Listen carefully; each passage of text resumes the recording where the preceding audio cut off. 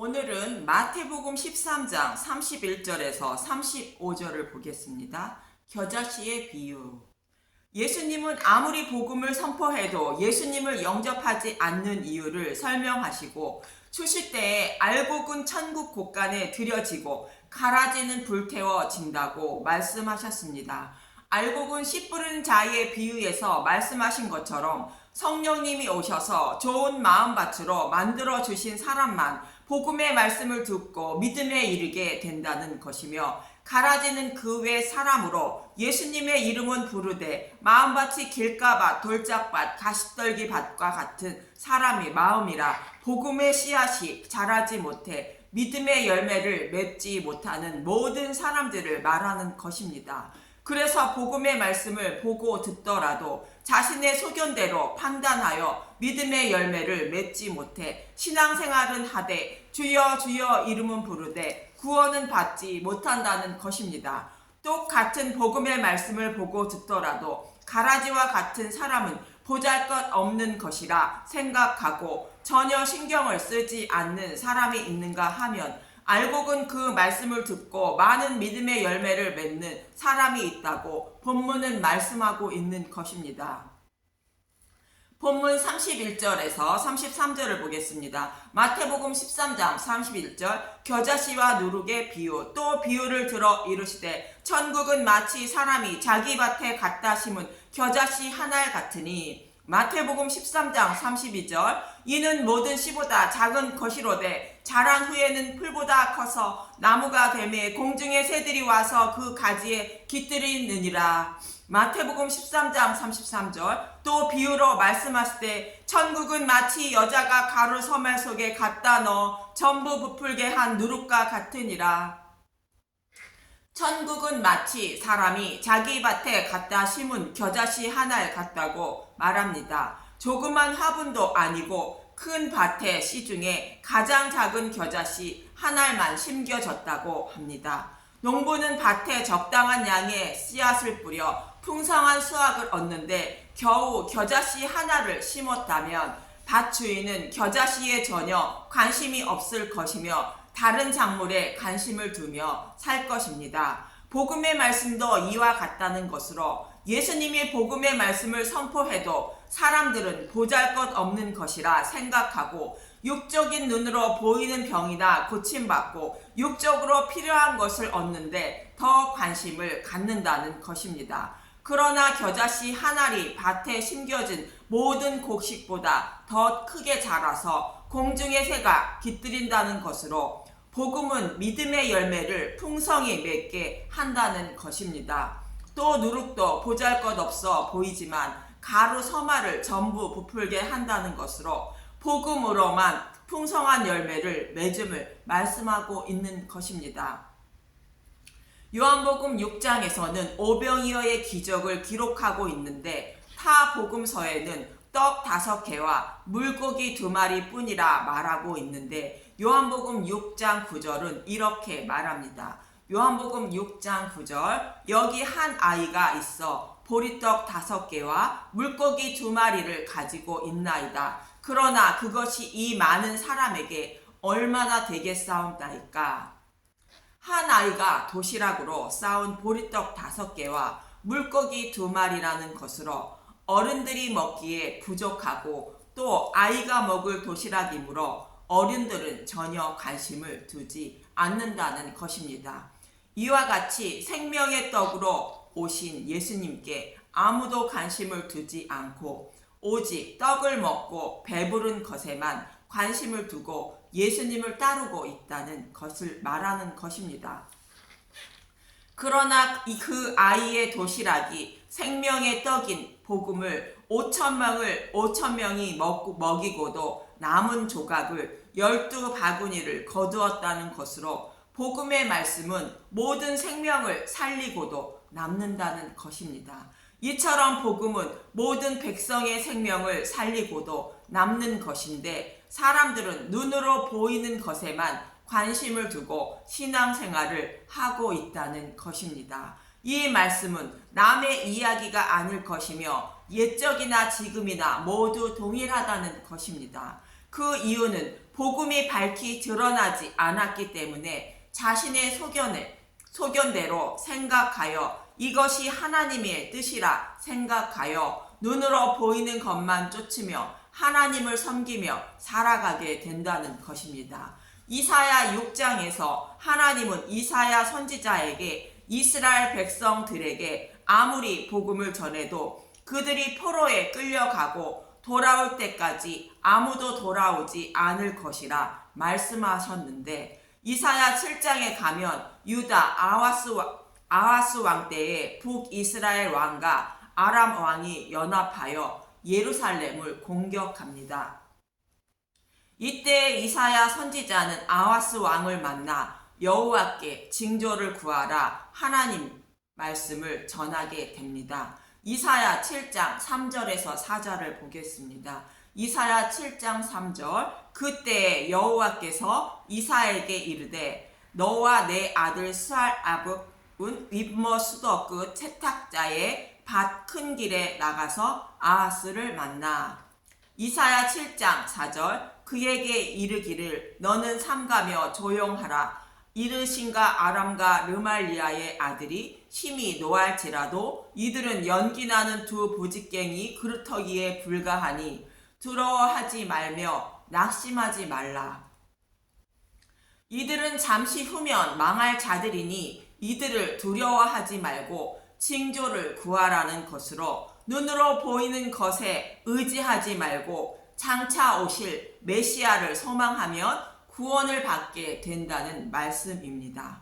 그러나 아하스 왕은 위기를 넘기기 위하여 자신의 소견에 옳다고 생각하여 신생국 아수르에게 예물을 보내 구원을 청한 것입니다.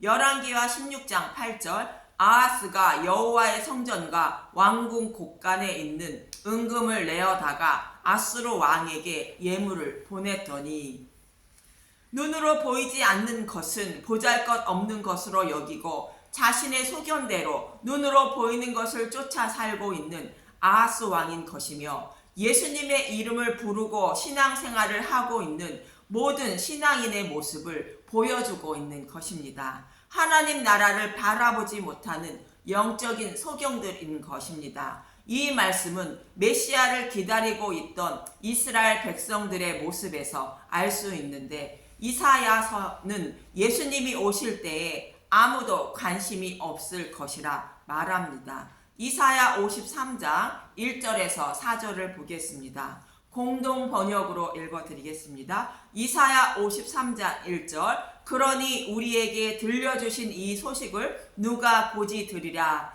야훼께서 팔을 휘둘러 이루신 일을 누가 깨달으랴.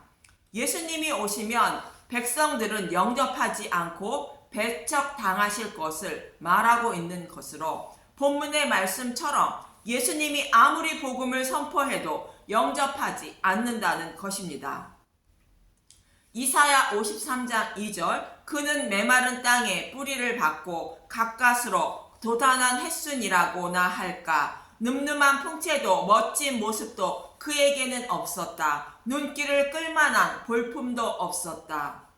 사람의 눈으로 보기에는 예수님이 자기들에게는 아무런 도움도 되지 않는 사람일 것 같아서 배척한다는 것입니다. 이사야 53장 3절. 사람들에게 멸시를 당하고 태박을 맞았다.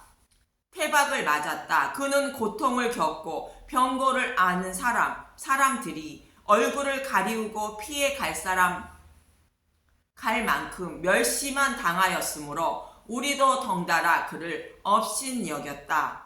이사야 53장 4절. 그런데 실상 그는 우리가 앓을 병을 알아주었으며 우리가 받을 고통을 겪어주었구나. 우리는 그가 천벌을 받은 줄로만 알았고 하나님께 매를 맞아 학대받는 줄로만 여겼다.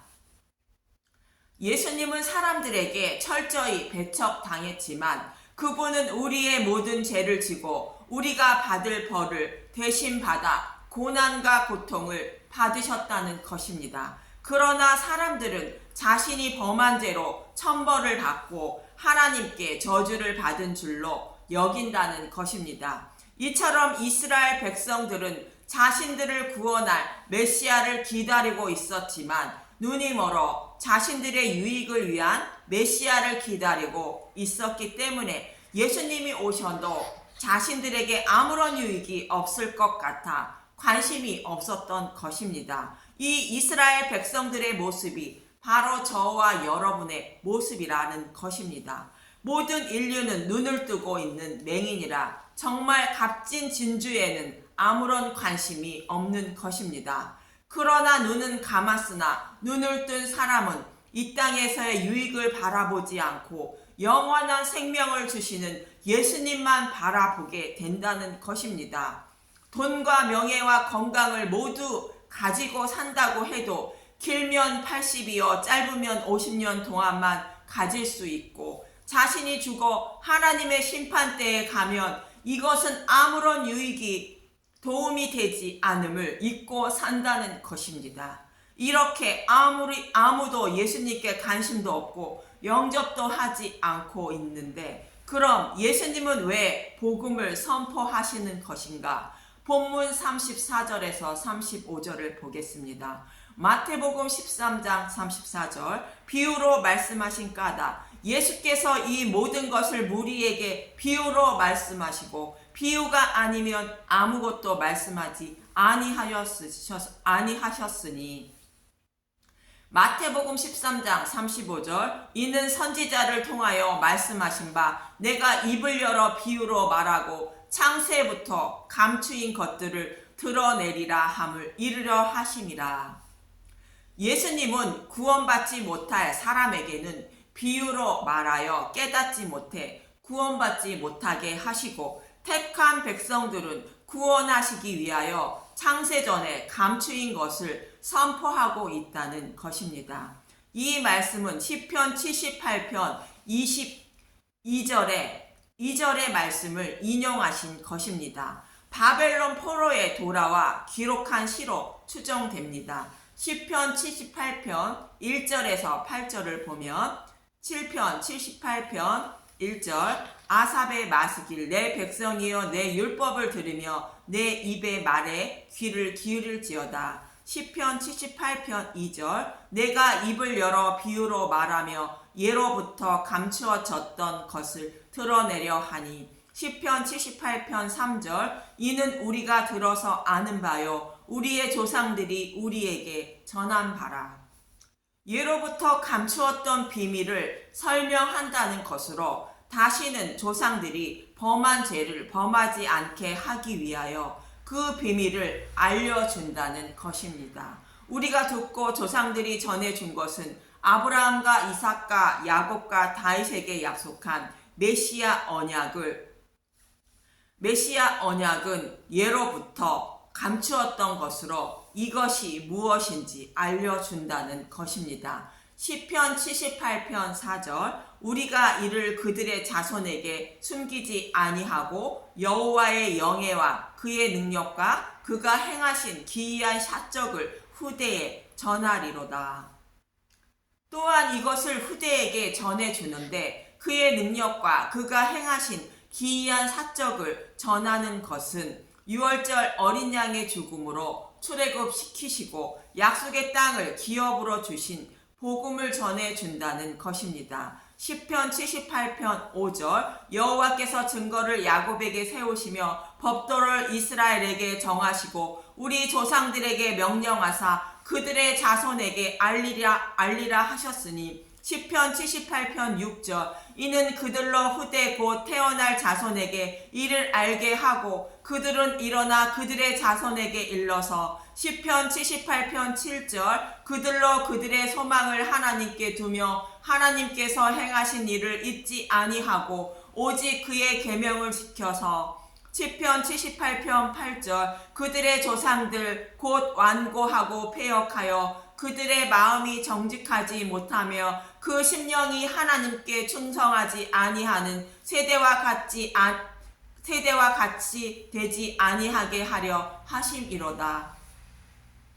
유월절 양으로 구원해 주신 복음을 잊고 살아간 조상들과 같지 않게 하기 위하여 예로부터 감추어졌던 복음을 드러내어 오직 그의 계명을 지키며 살게 한다는 것입니다. 감추어진 복음을 드러내어 하나님이 원하시는 예배를 드리며 살아가게 한다는 것입니다. 그럼 먼저 그의 계명은 무엇인가? 요한일서 3장 23절 그의 계명은 이것이니 곧 그 아들 예수 그리스도의 이름을 믿고 그가 우리에게 주신 계명대로 서로 사랑할 것이니라.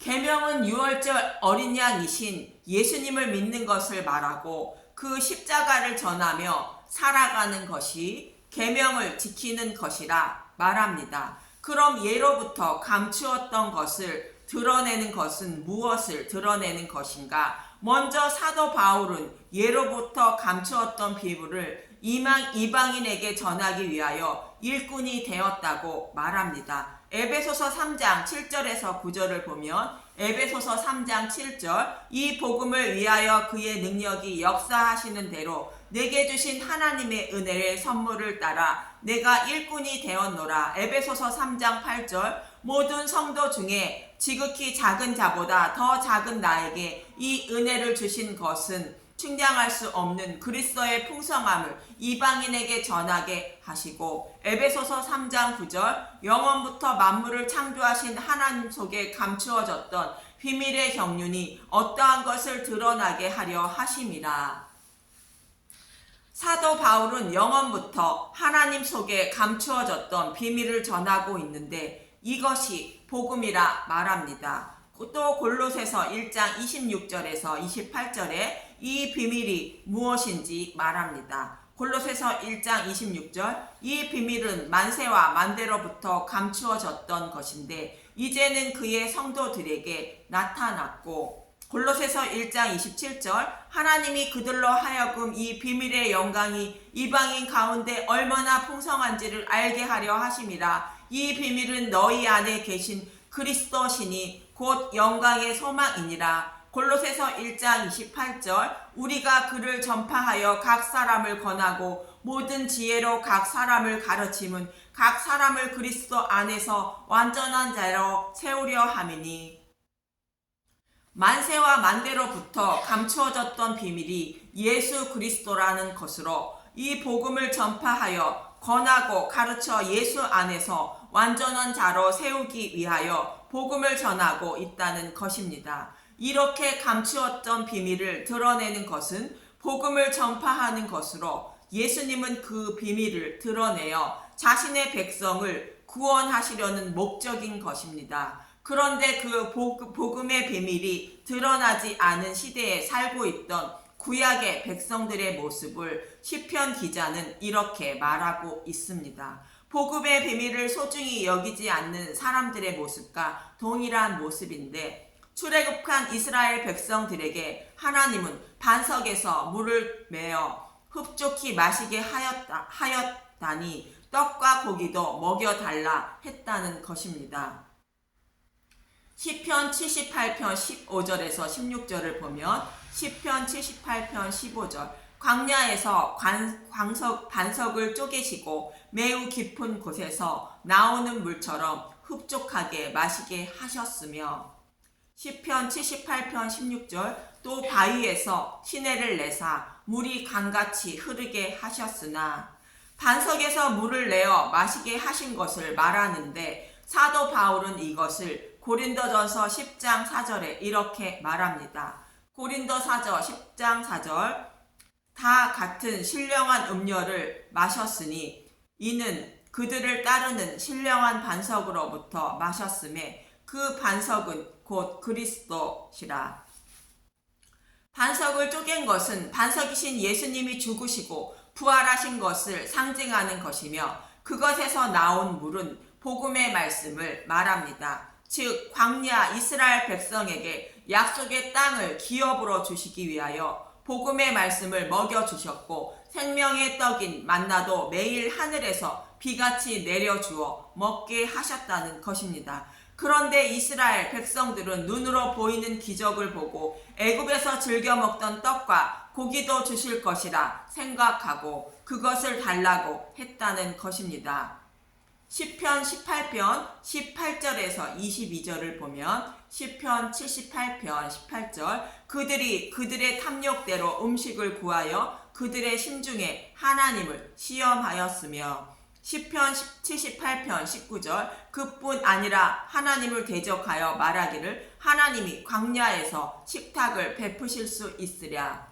시편 78편 20절 보라 그가 반석을 쳐서 물을 내시니 시내가 넘쳤으나 그가 능히 떡도 주시며 자기 백성을 위하여 고기도 예비하시라 하였도다. 시편 78편 21절 그러므로 여호와께 듣고 노하셨으며 야곱에게 불같이 노하셨고 또한 이스라엘에게 진노가 불타 올랐으니 시편 78편 22절 이는 하나님을 믿지 아니하며 그의 구원을 의지하지 아니한 때문이로다. 뭐 잘못된 것 있습니까? 예수님을 믿는 사람이 복음의 말씀을 먹어 구원도 받고 이 땅에서 믿지 않는 사람보다 더 잘 살면 전도하기도 편한데 뭐가 잘못된 것이냐는 것입니다. 그렇지만 예수님은 눈이 어두운 사람이 이런 생각을 한다는 것입니다. 곧 맹인입니다. 마태복음 6장 23절에서 24절 마태복음 6장 23절 눈이 나쁘면 온몸이 어두울 것이니 그러므로 내게 있는 빛이 어두우면 그 어둠이 얼마나 더하겠느냐. 마태복음 6장 24절 한 사람이 두 주인을 섬기지 못할 것이니 혹 이를 미워하고 저를 사랑하거나 혹 이를 중히 여기고 저를 경히 여김이라. 너희가 하나님과 재물을 겸하여 섬기지 못하느니라. 구원과 이 세상의 재물을 모두를 원하는 사람들은 하나님을 믿지 않는 사람들이라고 시편 기자는 말하고 있는 것입니다. 또 시편 기자는 기적과 이적을 통하여 이스라엘 백성들에게 가나안 땅을 기업으로 주었는데 그의 후손들은 속이는 화살 같아서 결국 포로에 끌려갔다고 말합니다. 시편 78편 55절에서 57절을 보면 시편 78편 55절 또 나라를 그들의 앞에서 쫓아내시며 줄을 쳐서 그들의 소유를 분배하시고 이스라엘 지파들이 그들의 장막에 살게 하셨도다. 시편 78편 56절 그러나 그들은 지존하신 하나님을 시험하고 반항하여 그의 명령을 지키지 아니하며 시편 78편 57절 그들의 조상들 같이 배반하고 거짓을 행하여 속이는 활같이 빗나가서 그들의 조상들 같이 배반했다는 것은 광야에서 복음을 먹고도 떡과 고기를 먹고 싶어 하던 사람들이 광야에서 다 죽은 것처럼 이들의 후손들도 통일했다는 것입니다. 그리고 속이는 활같이 빗나갔다는 것은 하마르티아라는 헬라어로 관역이 빗나갔다는 의미로 죄를 범했다는 뜻입니다. 이 말씀은 예수님을 믿지 않는 것이 죄라 말씀하시는 것과 동일한 의미인 것입니다. 요한복음 16장 9절 죄에 대하여라람은 그들이 나를 믿지 아니하며 하나님은 창세전부터 감추인 비밀인 복음이라는 관역을 정하시고 타락한 백성들의 마음이라는 믿음의 화살을 그 관역에 맞추길 원하셨다는 것입니다.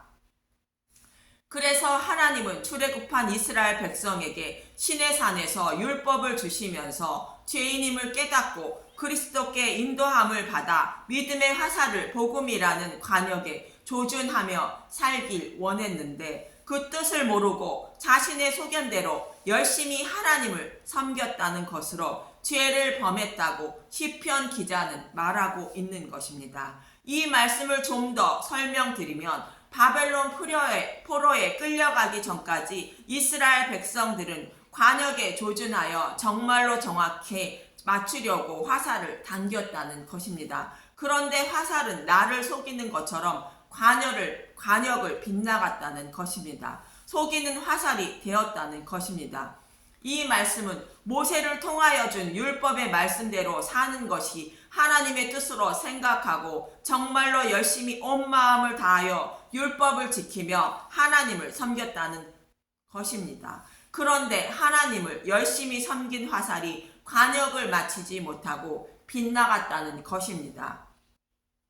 마치 화살이 나를 속이는 것처럼 그 이유는 구약에서는 창세부터 감추인 비밀이 드러나지 않았기 때문에 광야 이스라엘 백성들과 그 이후 바벨론 포로에서 돌아온 백성들까지 모두 동일하게 관역을 맞추지 못하고 심판을 받았다는 것입니다. 물론 예수님이 오셨을 때의 이스라엘 백성들의 모습도 동일하다는 것입니다. 이 광야 이스라엘 백성들의 모습부터 바벨론 포로와 예수님이 오셨을 때의 이스라엘 백성들의 모습이 바로 저와 여러분의 모습임을 잊지 마시기 바랍니다. 그렇지만 하나님은 그들 중에서도 구원하실 자가 있다는 것으로 감추어진 비밀인 복음을 선포하시는데 자신의 백성들만 이끌어내어 복음으로 많은 열매를 맺게 하신다는 것입니다.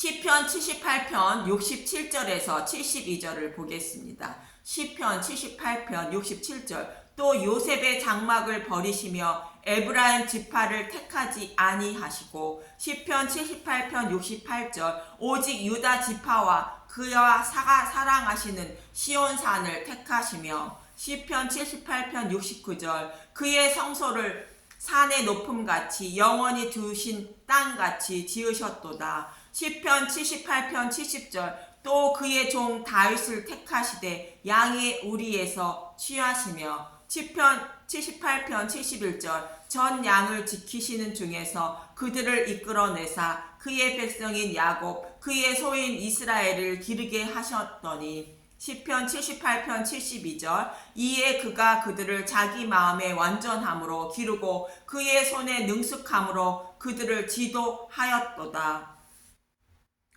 약속하신 말씀대로 유다 지파인 다윗의 후손으로 예수님을 보내주셔서 자신의 백성들에게 한결같은 마음으로 복음의 말씀을 깨닫게 하시고 완전하게 가르쳐 주셔서 구원해 주신다는 것입니다. 그래서 예수님은 아무도 영접하지 않고 있지만 하나님의 양들은 이 말씀을 듣고 따르게 되기 때문에 예수님은 복음의 말씀을 선포하신다는 것입니다. 요한복음 10장 25절에서 28절을 보면 요한복음 10장 25절 예수께서 대답하시되 내가 너희에게 말하였으되 믿지 아니하는도다. 내가 내 아버지의 이름으로 행하는 일들이 나를 증거하는 것이거늘. 요한복음 10장 26절 너희가 내 양이 아니므로 믿지 아니하는도다. 요한복음 10장 27절 내 양은 내 음성을 들으며 나는 그들을 알며 그들은 나를 따르느니라. 요한복음 10장 28절 내가 그들에게 영생을 주노니 영원히 멸망하지 아니할 것이요 또 그들을 내 손에서 빼앗을 자가 없느니라.